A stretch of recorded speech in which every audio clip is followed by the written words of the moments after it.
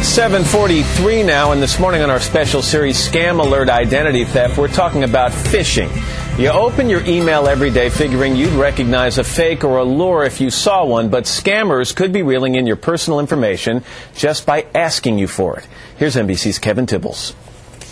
Oh, I stole his password online, and hello, makeover. We've all seen the advertisements. A campaign to raise awareness and fight a crime sweeping the nation, identity theft. It resulted in an estimated $56.6 billion in losses just last year alone. And financial institutions hired Jim Stickley and his company Trace Security to test their customers' vulnerability to it. Let's say it's a financial institution. It costs them truckloads if their members or their customers fall victim to these types of scams. On the other hand, if they can bring us in ahead of time, then the problem's solved. That's exactly what one company, Numerica Credit Union in Spokane, Washington, is trying to do. Going proactive for Numerica means educating our members and not having to be reactive to these types of scams. It's just another day in the office for Jim, but his assignment is anything but ordinary. He is conducting an unscientific experiment to see if customers are savvy to this common scam.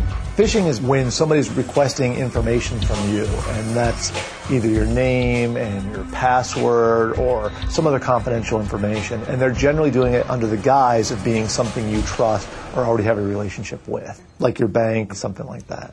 They don't call it phishing for nothing. And what the thieves are trying to reel in is your identity and all the vital information that goes along with it, including your bank account. The test was simple. Numerica provided Trace Security with 10 customers that are friends or family of employees. Jim then drafted a letter asking for verification of their account, claiming Numerica is following new security precautions. They formulated what looked to be a very valid type of letterhead, although it did not match our letterhead, but it looked real enough and good enough that it could have came from any financial institution. We're asking for social security number, driver's license number, name, address, mother's maiden name. I mean, everything that makes you who you are and validates who you are is information that we're asking for. He created a fictitious website, almost exactly like Numerica's actual site, with only a slightly different web address and an additional link called account verification. If people give this information, I mean, we could ruin their lives. I mean, or at least make it extremely miserable. Best case scenario is nobody responds, everyone comes into Numerica, lets us know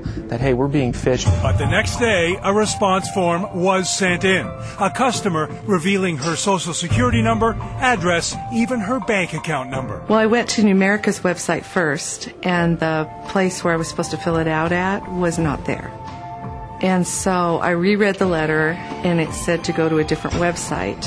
But it was enough like Numerica's website that I thought, well, they must have set this up for something special. So I filled out the information. They would have everything. I mean, they could be me.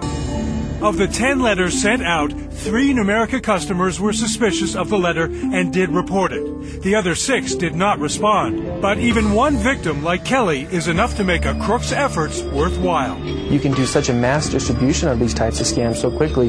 Even a 1% success rate could mean all kinds of profit for the scammers. It can happen to you, and it probably will happen to you, because I grew up in an age where I'm very trusting of people. And so even in this day and age, I still find myself being trusting. For today, Kevin Tibbles, NBC News, Chicago. Jim Stickley from Trace Security has more on what to do and what to watch out for. Hey, Jim, good morning. And let me just start by saying you had your identity stolen 6 years ago. I did. I had somebody create a phone account underneath my particular ID, and they charged it up and went crazy on it, and of course never paid it off. When we talk about these websites or phone calls or letters that ask for personal information, the rule is a bank will never, ever, or a credit card company ask for that, correct? Yeah, if they're sending out a letter to you, a bank should never ask for the types of things that we are asking for.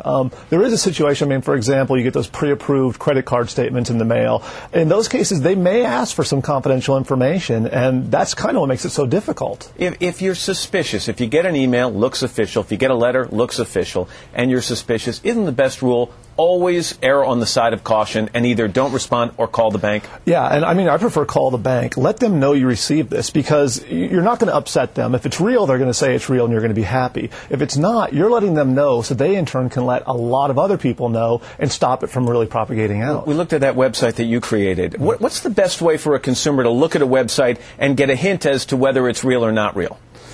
Oh, God. I mean, first thing, look and make sure it's got the little security certificate, which is HTTPS in the upper left-hand side, the little lock in the bottom corner. That's a good sign that you're on the right page. Not 100%. Also, the actual domain name, where you went to. In this case, it was Numerica's.